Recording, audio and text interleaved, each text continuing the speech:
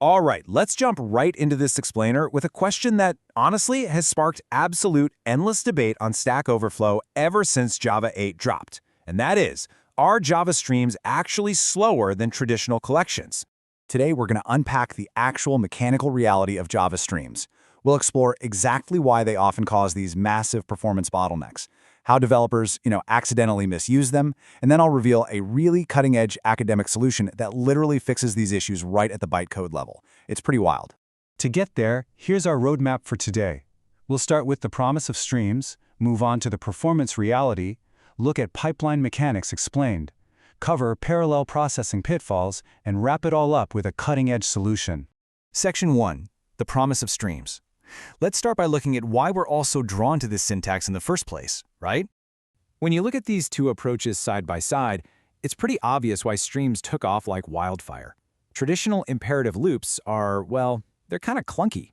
You've got complex conditional logic, tons of boilerplate code, and you have to constantly mutate state. But declarative Java streams, they let you write these beautifully concise pipelines. You don't have to manually write out every single if statement. You just declare what you want, and the pipeline handles the flow completely immutable. It's just undeniably elegant. Section 2.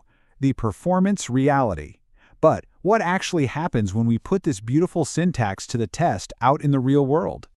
Okay, looking at this JMH benchmark data, we see something super interesting. In these tests, stream implementations are often noticeably slower than your standard vanilla loops. I mean, look at this. Imperative code is executing at roughly 2.3 nanoseconds per operation, while the stream takes a whopping 12 nanoseconds. Why is that?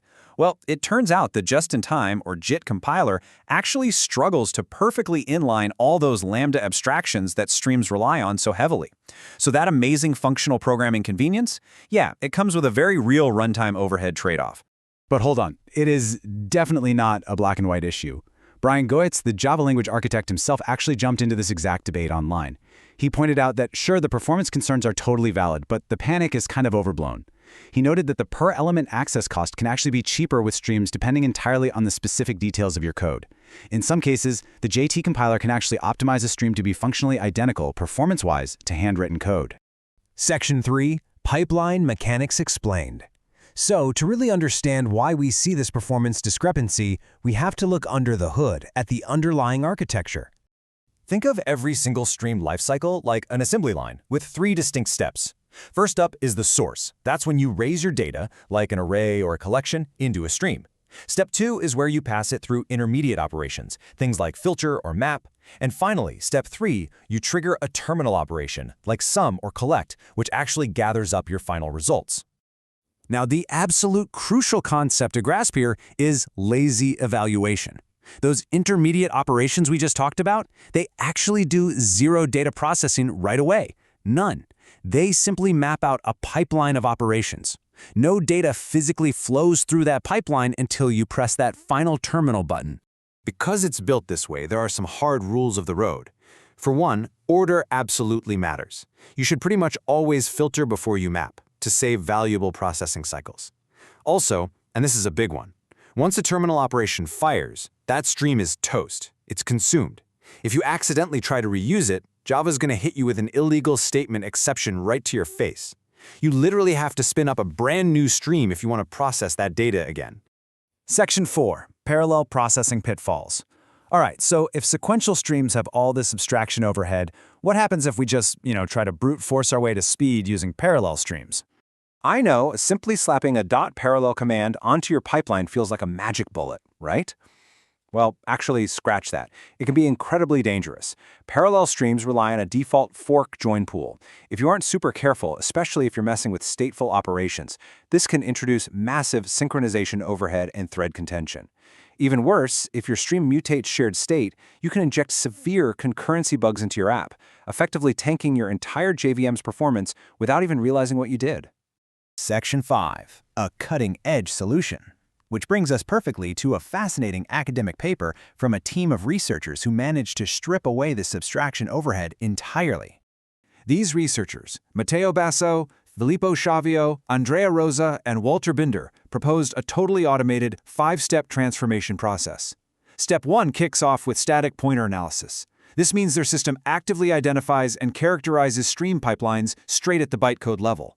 It maps out the input and output types, and the coolest part, it does this entirely under the hood. No manual developer intervention required whatsoever.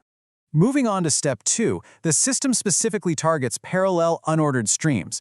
This is a brilliant move because without those strict ordering constraints, the system can fully exploit parallel out-of-order execution. It completely sidesteps the need for memory-heavy buffering, which obviously gives us the absolute highest potential for a major speedup. Step 3 is honestly where the real magic happens. So, operations like distinct or limit are usually stateful or short-circuiting, meaning they require synchronization across threats. That causes huge bottlenecks. But the researchers figured out a way to transform these tricky operations into stateless filters. They do this by throwing in specialized concurrent data structures, like a circular linked list of atomic variables, to drastically reduce thread contention. It is an incredibly clever workaround. So once the pipeline is totally stateless, step 4 kicks in. This converts the overall parallel stream into smaller, manageable sequential streams. These little streams are then processed cleanly within individual fork-joined tasks. It preserves the exact same task granularity the Stream API would normally use, but it perfectly sets the stage for the final optimization. Finally, in step 5, they apply an off-the-shelf optimization tool called Streamliner. Because the streams are now safely sequential inside those tasks, Streamliner can easily just convert them back into standard imperative loops. Poof! The Stream API abstraction overhead is completely obliterated. And when they actually tested this automated transformation, the results were, frankly, staggering.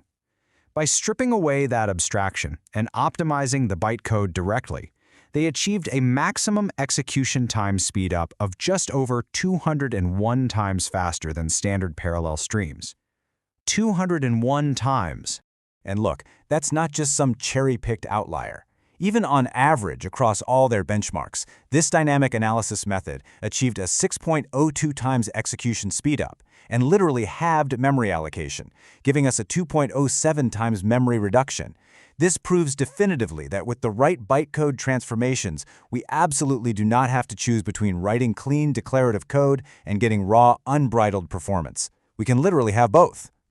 So the next time you sit down to write an application and you catch yourself reaching for that elegant Stream API, I want to leave you with this final thought. Are you sacrificing your JVM's performance just for fewer lines of code? And more importantly, are you using your streams lazily, safely, and to their absolute maximum potential?